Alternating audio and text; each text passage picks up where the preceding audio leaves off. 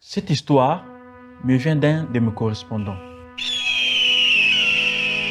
Le seul oiseau qui ose s'attaquer à un aigle, c'est le corbeau. Pour cela, il s'assoit sur son dos et lui mord le cou. Cependant, l'aigle ne répond pas. Il ne se bat pas contre le corbeau. Il ne perd ni de temps ni d'énergie à cela. Il ouvre seulement ses ailes et s'élève de plus en plus haut dans les cieux. Et plus il vole haut, plus il est difficile pour le corbeau de respirer. In fine, le corbeau tombe à cause du manque d'oxygène.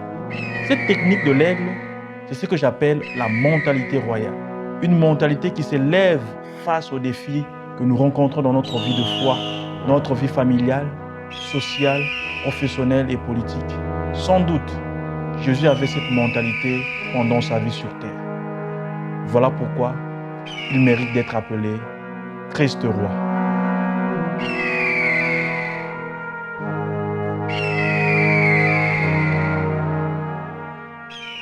Il nous arrive parfois de gaspiller tant d'énergie et de temps devant certains défis de la vie. L'adversité, la jalousie, l'injustice, la paresse, l'infidélité, la corruption. Mais la technique de l'aigle nous apprend à nous élever le plus haut possible, là où tous ces défis ne peuvent respirer. Et cet endroit en altitude est la présence de Dieu.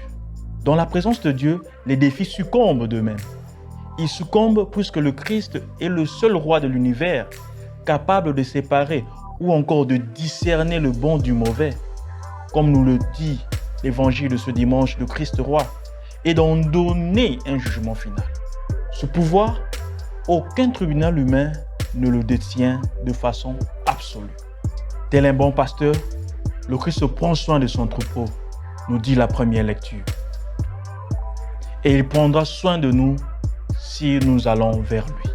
Mais attention, cela ne veut pas dire que nous ne devons pas fournir d'efforts devant nos problèmes.